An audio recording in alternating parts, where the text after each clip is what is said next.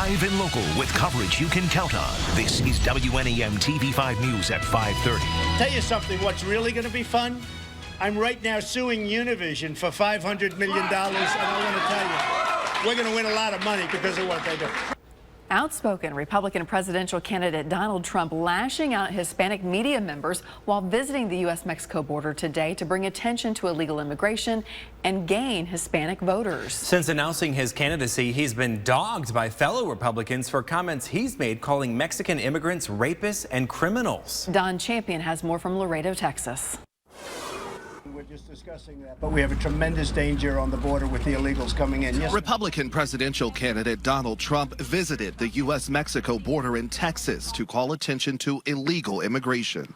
Trump's Tell It Like It Is campaign may not help him with Hispanic voters who will be critical for a win in 2016. I think I'll win the Hispanic vote. Despite the heated campaign rhetoric, Trump's message is breaking through. He's been leading in the polls. Some of his rivals say they are fed up with his campaign antics. He offers a barking carnival act that can best be described as Trumpism.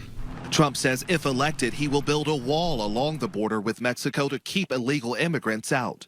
A group of Border Patrol agents who plan to accompany Trump to the border pulled out. Their union released a statement saying, quote, "Our intentions to meet with Mr. Trump was to provide a boots-on-the-ground perspective. Just to be clear, an endorsement was never discussed for any presidential candidate."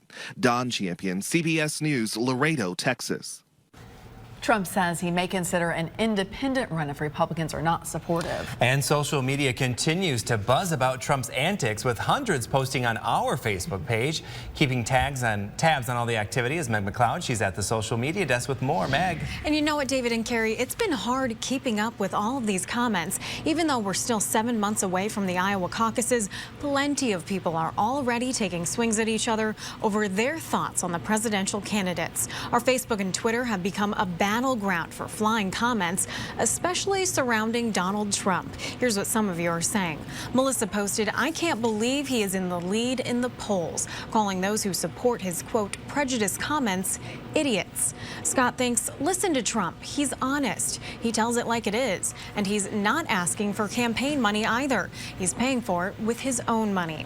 And Robert commented, "He will stick his foot in his mouth again." Conservatives blame the media for giving him a microphone. Well, there you have it. Live here at the social media desk, I'm Meg McLeod. Back to you, David and Carrie. All right, remember, you can always sound off too and join the conversation. Post your comments on our WNEM Facebook wall or tweet us using the hashtag #FastFeedback. Here's a live look in Genesee County where traffic is flowing along smoothly on I-75. We've been on a winning streak with great weather, so Chris, is it going to continue?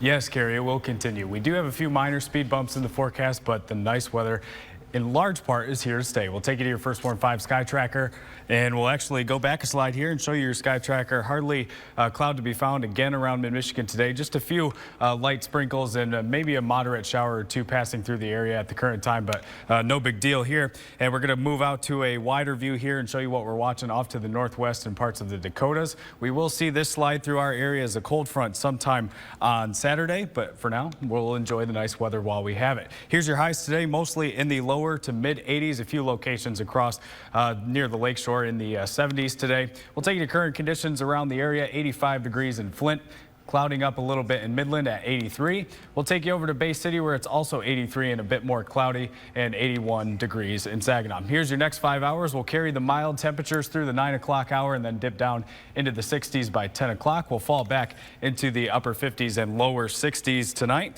More sunshine ahead, but a Saturday speed bump is on the way with a few rain showers, but we'll time all that out coming up in your full forecast. For me to be working on this is just great. Positive changes are happening as we take this live look over Saginaw. There's a rebirth of businesses, including the refurbishing of some buildings in Old Town. WNEM TV5's Craig McMorris has more on that transformation only on TV5. The past comes back to life in Old Town Saginaw. Right here at the corner of Court and Michigan, crews recreate the Weinberg Penkin and drugstore sign. The store was in business for decades before it shuttered up a few years ago. Jim Fives is the head painter. I determined that it was painted in 1946 by Ike Kozak. For me, it's a real honor to be redoing the work that he's originally done. On that block, a skate shop is open and a wellness center is set to open soon.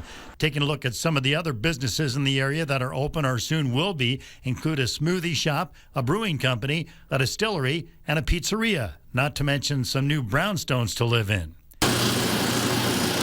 Garrett Williams recently opened his shoe repair shop on Court Street. He bought the name brand Mr. Vans, which formerly was in business for years in Green Acres Plaza. The 21-year-old loves his new shop and his new location.